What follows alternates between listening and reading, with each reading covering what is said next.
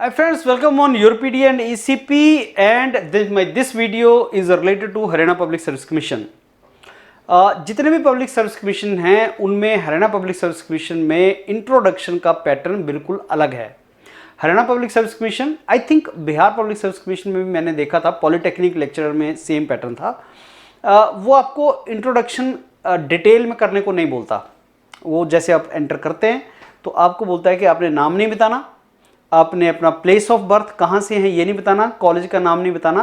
तो कुछ आपने जो नाम है जहाँ से मैं आइडेंटिफाई कर सकूँ कि आप कौन हैं, वो आपको नाम नहीं बताने होते। तो जब आप अंदर जाते हैं तो आपको बोला जाता है कि आपने अपना नाम वगैरह नहीं बताना, सिंपली बताओ कि आपने कब ग्रेजुएशन किया है, किस ब्रांच में किया है, जो भी है, पोस्ट ग्रेजुएशन कब किया, प्रेजेंटली आप क्या कर रहे हो, बस इतना बताओ।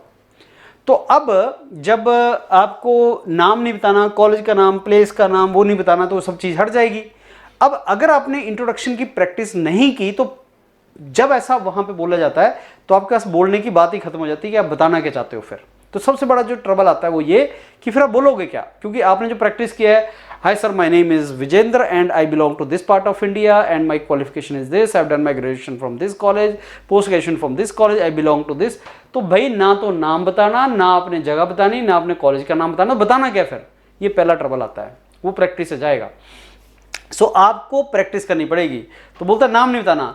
Okay sir, I have done my graduation in mechanical engineering in 2000 this and my masters in this. और सर पिछले कुछ टाइम से मैं इस ऑर्गेनाइजेशन में काम कर रहा हूँ और मैं आईटीआई में ही जॉब कर रहा हूँ सर, और मैं आईटीआई में एज इंस्ट्रक्टर जॉब कर रहा हूँ, या मैं आईटीआई में as a vice principal position पे हूँ प्राइवेट आईटीआई में, और पिछले 3 साल से मैं इस प्रोफाइल पे काम कर रहा हूँ। तो आपको अगर ये चीज़ें बतानी नहीं है तो आपको प्रैक्टिस करनी पड़ेगी। फिर आप बताना क्या चाहते हो, क्योंकि इंटरव्यू को तो अपनी डायरेक्शन में पुल करना पड़ेगा, क्योंकि हम यही बात करते हैं कि इंट्रोडक्शन एक आपके पास अपॉर्चुनिटी है जिससे आप इंटरव्यू को अपनी डायरेक्शन में पुल कर सकते हो। तो आप पुल करोगे कैसे अगर आपने बाकी कुछ नहीं बताया?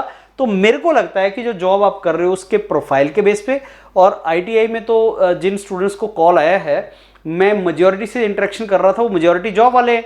तो आप जॉब की तरफ अगर ले जाओ, स्पेशली अगर आपकी जॉब आईटीआई वगैरह में है, तो आप उसको जॉब की तरफ ले जाओ। बहुत क्वेश्चन वो वहां से पूछेगा जिसकी आप तैयारी कर सकते हैं। या अगर आपने प्रोजेक्ट किया, इंटर्नशिप किया, तो आप बता सकते हैं कि सर मैंने 6 महीने की इंटर्नशिप वहां पे की थी जहां पे मैंने ये काम करने को, मेरे को सीखने को मिला था। तो उस डायरेक्शन में आप इंटरव्यू को ले जा सकते हैं।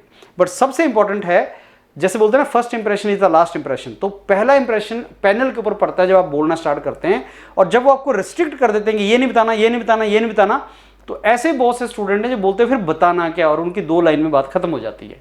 आपको वैसा नहीं करना फ्रेंड्स, आपको थोड़ा सा एलेबोरेट करके बताना है उन चीज़ों पे, और आपको ये प्रैक्टिस करनी है। तो आप इंटरव्यू जब इंटरेक्शन करोगे, इंट्रोडक्शन दोगे हमारी टीम को यूरोपीडिया ईसीपी पे, तो आपका इसका प्रैक्टिस हो जाएगा। तो प्रैक्टिस करो इसमें कि क्या बोलना आप चाहते हो, उसी लाइन में हम इसको रखेंगे। All the very best friends, और अच्छी जॉब है, कन्वर्ट करने की ट्राई करो। Thank you.